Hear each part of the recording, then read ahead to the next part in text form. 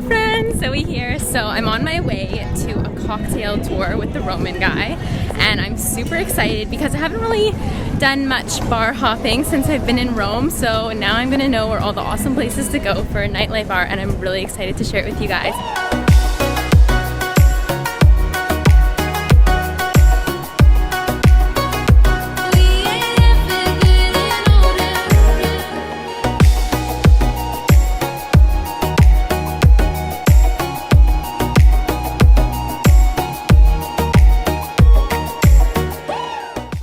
Basically, the idea is the aperitivo, according to one legend, starts from ancient Roman times. Yeah, remember the truth. Definitely. Definitely the truth. You know, Italians base everything back to ancient Roman times. They tie everything back to that. So, of course, aperitivo coming from the Latin word to aperire, to open. So they say that when you have certain drinks, it opens up your stomach to let you eat more. Even you have like little tiny snacks. You eat that, opens up your stomach, you eat more afterwards. So that's the idea. The only problem is that in ancient Roman times, usually for a drink, they start off with white wine with honey inside. Not really what we think of aperitivo as today, more of a sweet drink. Fast forward, okay, around 1800 years. So now we're in Venice. All right, now in Venice, the main drink they have is the spritz, which we're gonna have now. Now, the spritz we're gonna have here are a little bit different. They're kind of unique and new ways of trying to actually present it. But the idea of the spritz, does anyone know the actual history of the spritz? You guys all know it. That's okay. No, that's okay. It's good. So you know I'm not lying when I tell the story. They're backing me up. So basically during the Habsburg Empire, the early 1800s, you had the Austrian officers and merchants who were around up in the Veneto area. And basically the wine in Italy was a little bit stronger than what they're used to having. And so they'd ask me to do spritzen, right, which means like a spray, with a little bit of water inside of it. And so that's how it actually started. And then afterwards, but it was just regular water, not even carbonated water. And so what happened is about 100 years later, when carbonated water became more popular, then they actually started going and putting that inside of drinks, making it more easy even for women to start drinking. All right, so I don't want to tell you the spritzes we're going to have yet. I'd like it to be a surprise, because also the way it's kind of eye candy, it's going to be nice for you to look at. Suffice to say that classic spritz is usually Prosecco, with some kind of liqueur inside, usually a bitter one, and then a shot of carbonated water. That's it. Okay, so we're going to get the classic spritzes. One more. Spritzes.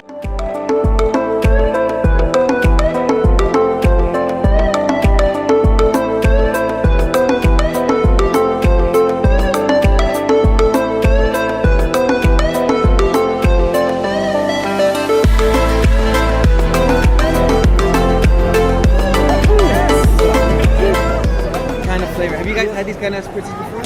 Yeah. No, but no. So I've always had. I write well.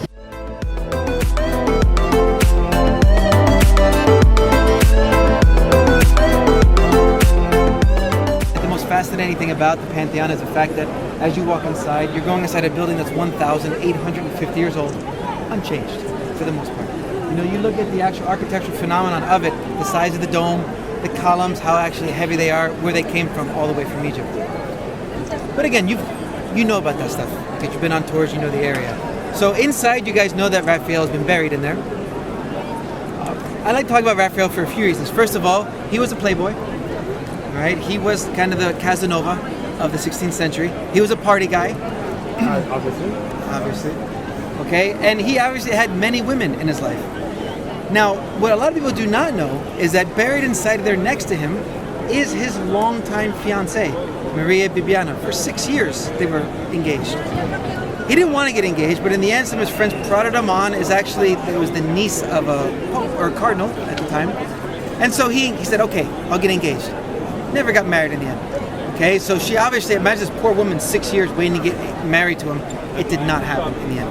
He was too busy with his other girlfriend, called La Fornarina, who was actually the daughter of a baker, okay, over there in Trastevere. She is not buried inside. But that was the main idea. That would be awesome. That would be awesome. Buried on the other side of it. I'm just kidding. So basically, in the end, he died at the young age of 37, okay? As the story goes, one night he had a passionate encounter with a few different women. Next day, got a fever and died. So he went out with a bang. But the idea being is that That went over a few people's heads. So the idea is this, that as the story goes, he got sick. He wouldn't tell the doctor what he was sick of because he was embarrassed. They diagnosed him for the wrong thing, and he died at 37.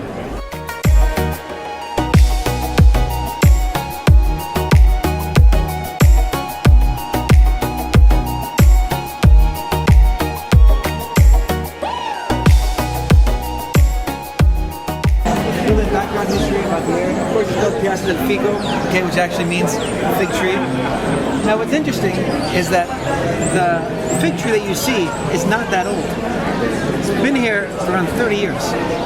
If you guys come here in the daytime, obviously you see the chess players in here. So it's called the Circolo Scacchi. So you actually have a club for chess. And it's the president of that club that actually decided 30 years ago that he planted the fig tree, and they play under the fig tree even to this day, every single day. It's kind of a cute, nice story. You didn't know that? I knew about the fig tree. I didn't know that it was the chess guys who planted it. I'm trying. I love the chess. You're doing good. I'll explain the history of the drinks afterwards. But just so basically, the Americanos is you're gonna have Campari, vermouth, and soda water. And then the Negroni is Campari, vermouth, and gin. 3-part, 1 part, 1 part, 1 part. So obviously Negroni is a little bit stronger of a drink. Americano is a little bit lighter. What do you guys prefer? Negroni. So baby, pull me closer in the backseat of your Rover that I know you can't afford. Bite that tattoo on your shoulder. Pull the sheets right off the corner of the mattress that you stole from your roommate back in Boulder. We ain't ever getting older. 1960, it was not called the Americano. Okay, it was called the Milano Torino, for the simple reason that in Milano is where you have Campari. That's where it comes from. Whereas in Torino, that's where red vermouth came from. And so what they actually did inside of there is the drink they formed in the Cafe Camparino in the area. What happened is during Prohibition times, a lot of Americans came over and they were drinking this and they loved it. And so as kind of an honor to them, they actually went and the Italians changed the name to Americano. So that's the story of my drink that I'm having. Am I okay? Am I there? Okay. All right, now what happens is, now we fast forward around 40 years. All right, now we're in Florence. And we have Count Negroni. Okay, and he's in one of his favorite cafes in Florence. And he basically says, look, he liked Americano, but he says, I need something a little bit stronger. Put gin inside. I don't want soda water in my drink. Put the gin inside. And that's the beginning, that's the birthplace of the Negroni. Yeah, we do. So you said count Negroni. To the bottom. All the way to the bottom. To the bottom. This is exactly what I wanted to hear. Chin chin.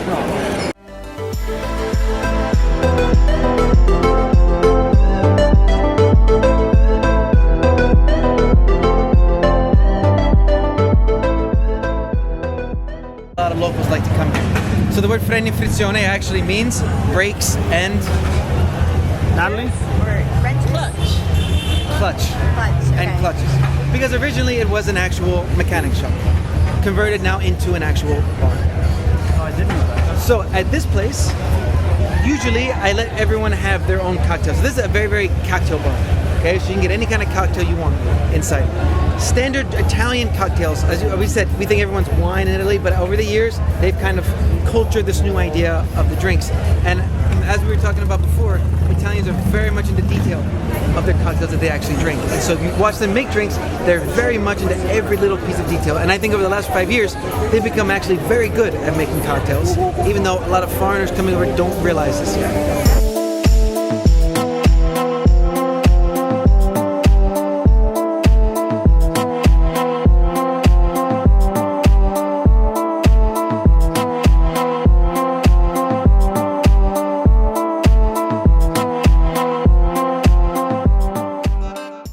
So we're gonna check it out. It's very unique. We call it the Classico. It's kind of a place that you have to visit. It's kind of hard to understand unless you actually have been inside and tried it. So I want to keep it kind of a secret. I don't want to tell you beforehand.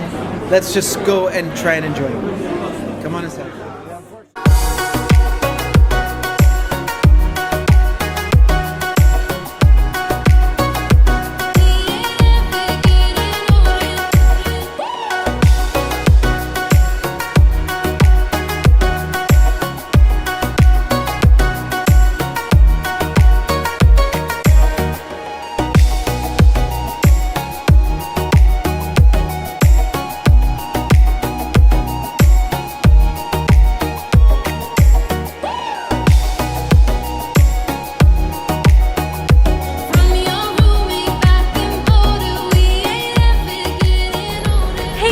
So I'm all done the tour now. It was so fun. Honestly, that might have been my favorite tour that I've done in Rome so far. It was so cool. I got to check out so many cool places.